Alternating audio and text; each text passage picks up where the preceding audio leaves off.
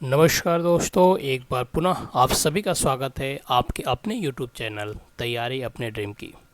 जैसा कि दोस्तों आप सब जानते हैं कि इस समय हम वैदिक संस्कृति या वैदिक काल के बारे में पढ़ रहे हैं और इस वैदिक काल से जुड़े हुए ऑलरेडी ये जो वीडियो है ये इस वैदिक काल का पार्ट 6 वीडियो, क्योंकि इससे पहले ऑलरेडी मैं 5 वीडियो बना चुका हूँ जिसमें ऋग वैदिक काल और उत्तर वैदिक काल के कुछ पार्ट को कवर किया गया है।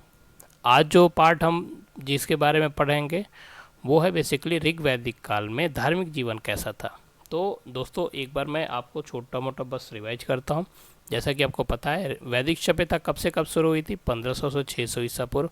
और वैदिक सभ्यता दो पार्ट में डिवाइड किया गया, ऋग वैदिक काल और उत्तर वैदिक काल। ऋग वैदिक काल 1500 से 1000 ईसा पूर्व और उत्तर वैदिक काल 1000 से 600 ईसा पूर्व।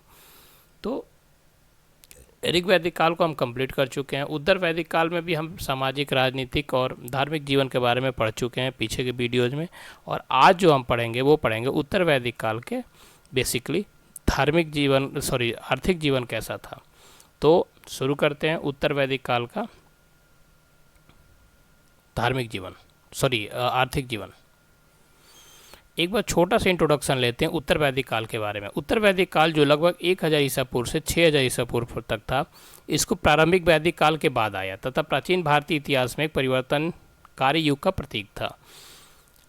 उत्तर वैदिक काल से तात्पर्य ऋग वैदिक काल के बाद के काल से है। यह युग धार्मिक, सामाजिक और राजनीतिक क्षेत्रों में महत्वपूर्ण विकास के लिए जाना जाता है। इसका सबसे बड़ा रीजन था कि लोहे का खोज। इस काल में 3 परिवर्ती वेद संहिताओं अर्थात सामवेद संहिता, यजुर्वेद संहिता और अथर्ववेद संहिता के साथ साथ 4 वेदों के ब्राह्मण और उपनिषदों की रचना हुई थी। इस युग के प्रमुख ग्रंथ जिसमें सामवेद, यजुर्वेद, अथर्ववेद, ब्राह्मण, आर्याक और उपनिषद शामिल है। यहाँ से क्वेश्चन भी बनता है एग्जाम में कि वैदिक काल में या उत्तर वैदिक काल में वेदों को क्रमगत अनुसार से बताइए कि मतलब क्या पहले आया था, वेद पहले थे या पहले ब्राह्मण था या अथर्ववेद आर्याक था या उपनिषद था। तो इस प्रकार का कोई भी क्वेश्चन है तो सबसे पहले वेद, फिर ब्राह्मण, फिर आर्याक और फिर उपनिषद शामिल है। अब आगे बढ़ते हैं। ये एक शॉर्ट इंट्रोडक्शन था, इसके बारे में डिटेल में हम ऑलरेडी पढ़ चुके हैं। अगर आपने ये वीडियो पीछे का नहीं देखा है तो ज़रूर देखिएगा, क्योंकि ये हमारा वैदिक काल का लास्ट पार्ट होगा। इसके बाद से जो सबसे और मोस्ट इम्पॉर्टेंट है वो है जीके क्विज। वैदिक काल से जुड़े हुए कम से कम 100 क्वेश्चंस का होगा।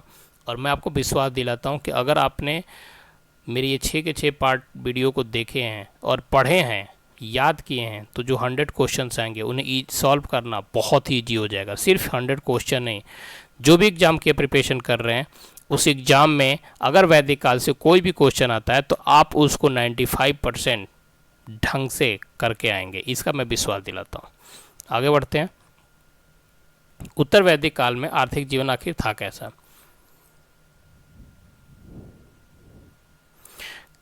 उत्तर वैदिक काल में कृषि जो था वो क्या था, मुख्य स्रोत थी आजीविका का। लोग उत्तर वैदिक काल में एक व्यवस्थित जीवन जीते थे।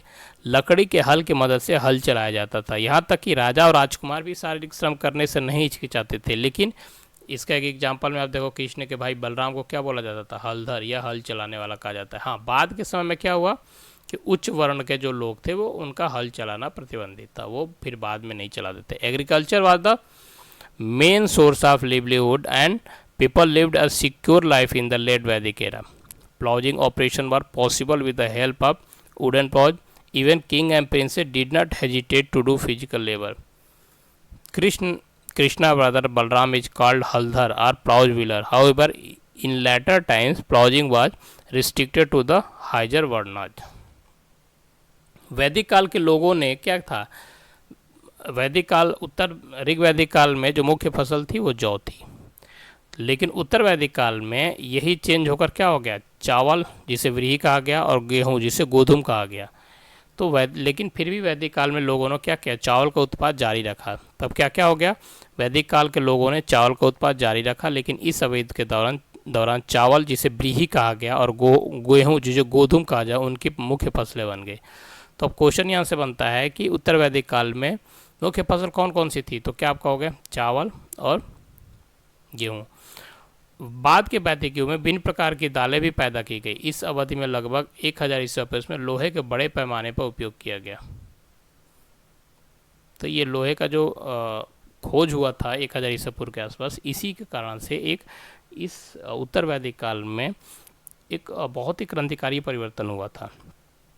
अब क्या हुआ था, लोहे का खोज हो जाने कारण से क्या हुआ था, जंगल जो था, जंगल के ऊपरी गंगा बेसिन को क्या उसको साफ करके लोग क्या करने लगे, अधिक भूमि हो गई, तो उसके दौरान क्या हुआ, खेती करने में मदद मिलने लगी। The Vedic period continue to grow barley but rice and व्रीही, राइस जो राइस था उसको ये लोग क्या कहते थे, व्रीही, और गेहूं को गोधूम। तो the rice, व्रीही and white kodhum become their main crops during this period. The various type of pulses were also grown. In the later Vedic age, iron was used extensively in this era around 1000 BC, which helped people to clear forest, upper Ganga basin and bring more land under cultivation. तो हुआ क्या कि लोहे का खोज होने के बाद से जंगलों को काटकर और फील्ड उन्हें मिल गया जिसमें वो खेती करने लगे। तो यहाँ से आप देखिए 2-4 क्वेश्चन बन रहे। सबसे पहले कि उत्तर वैदिक काल में जो आर्य थे उनकी मुख्य आजीविका का मुख्य सोर्स क्या था, तो कृषि था। ऋग वैदिक काल में क्या था, पशुपालन था, यहाँ पर कृषि हो गया। तो ये एक प्रकार का क्वेश्चन। दूसरा, उत्तर वैदिक काल में कौन सी फसल के दौरान, अवध के दौरान कौन सी जो अनाज है वो मुख्य हो गया, तो इसमें क्या हुआ, चावल हो गया और गेहूं हो गया। पहले क्या था, जौ था। तीसरा क्वेश्चन इसमें ये होने लगा कि लोहे का जो प्रयोग था वो कब हुआ या कब उसका खोज हुआ, तो 1000 ईसा पूर्व। तो यहाँ से बहुत से क्वेश्चन बनते हैं। ये भी बन सकते हैं कि उत्तर वैदिक काल में चावल को क्या कहा जाता था, तो व्रीही, और गेहूं को गोधूम। ये याद रखने की चीज़ है, नोट्स बनाइए, याद रखिए इसको, तभी आप क्वेश्चंस का जवाब दे पाएंगे। आगे बढ़ते हैं।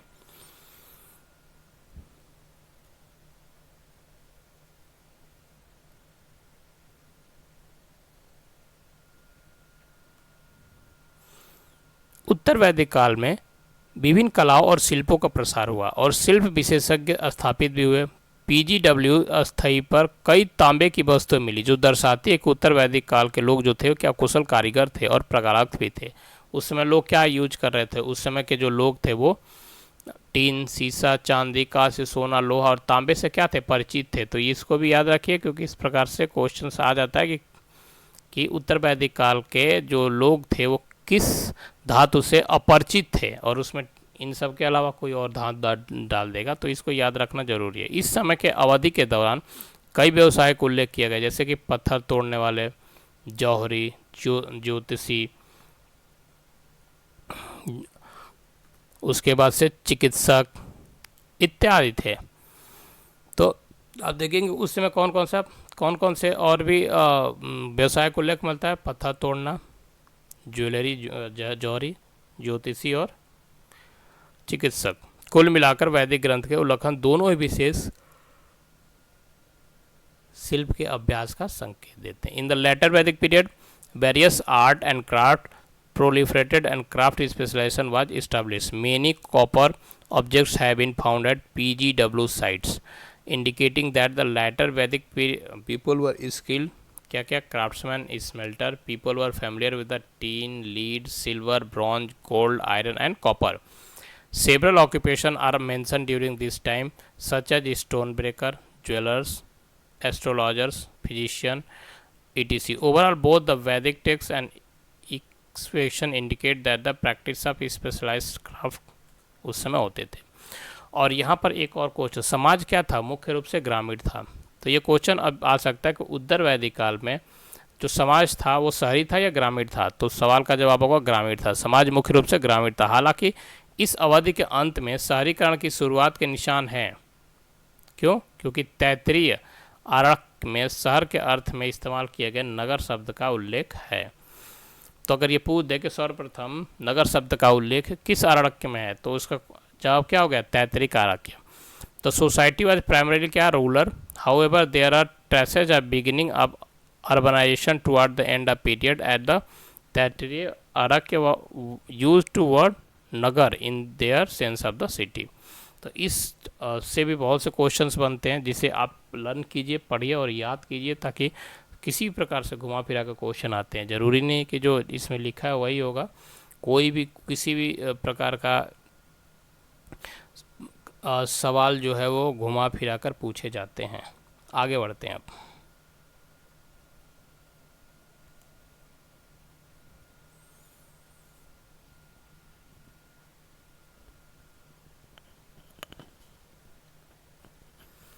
बुनाई का काम सिर्फ महिलाओं तक ही सीमित था, लेकिन इसका अभ्यास बड़े पैमाने पर किया जाता था। चमड़े का काम, मिट्टी के बर्तन, बढ़ई के काम ने बहुत तरक्की की थी। उत्तर वैदिक काल 4 तरह के मिट्टी के बर्तनों से परिचित था। अभी एक क्वेश्चन बन सकता है कि उत्तर वैदिक काल में कितने तरह के मिट्टी के बर्तनों से परिचित था। सबसे पहले काले और लाल बर्तन, काले फिसले हुए बर्तन, चित्रित ग्रे बर्तन और लाल बर्तन। इस काल के सबसे विशिष्ट मिट्टी के बर्तन PGW है, मतलब चित्रित ग्रे बर्तन, जिसमें कि चित्र बनाए जाते थे, और ग्रे कलर के जो बर्तन होते थे और उसमें चित्र बना होता था, वो थे। तो कितने प्रकार के ये बर्तनों से परिचित थे? काले, लाल, फिर उसके बाद से काले फिसले हुए बर्तन, चित्रित ग्रे बर्तन, चित्रित जो ग्रे बर्तन होते हैं उनमें, और उसके बाद से आपके लाल बर्तन। तो ये 4 प्रकार के बर्तन थे जिनसे कि उस समय, और उसमें बुनाई का जो काम था वो सिर्फ महिलाओं तक ही सीमित था।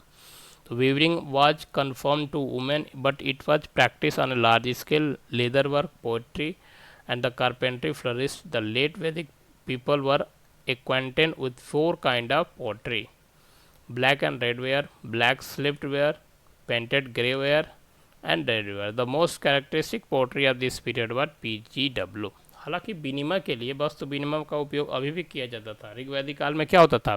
बार्टर सिस्टम का प्रयोग किया जाता था। बार्टर मतलब वस्तु विनिमय, मतलब एक वस्तु आप यहाँ से लो और उसके बदले दूसरा वस्तु, तो 1 2 1 लो, इस तरीके से। लेकिन उसके बाद से निष्क जो है, ये एक प्रकार का सोने का बना हुआ वो था। ये क्या था? ये इसका उपयोग सामान्य मुद्रा के बजाय मूल्य की सुविधाजनक इकाई के रूप में किया जाता था। उत्तर वैदिक काल में कर एकत्र करने वाले को क्या बोला जाता? संग्रहिर्ती। कर एकत्र करने का काम किसका था? संग्रहिर्ती का था। यह ध्यान देने योग्य है कि उत्तर वैदिक काल में जो वैश्य थे वो क्या थे? कर संग्रहकर्ता थे। याद रखना बहुत जरूरी है ये। Although barter was still used, the Nixa was used as a common currency rather than a unit of value. In the later Vedic period, the work of performing Shraddha together was done by the Sanghamitri. It is worth noting that in the later Vedic period, the Vaisya were the tax collector. उसमें क्या थे? Tax collector करने वाले वैश्य थे। तो इन सब चीज़ों को, इन बातों को, इन पॉइंट्स वाइज को याद करना बहुत ही ज़रूरी है। इसको याद कीजिए। आगे बढ़ते हैं इसके बाद।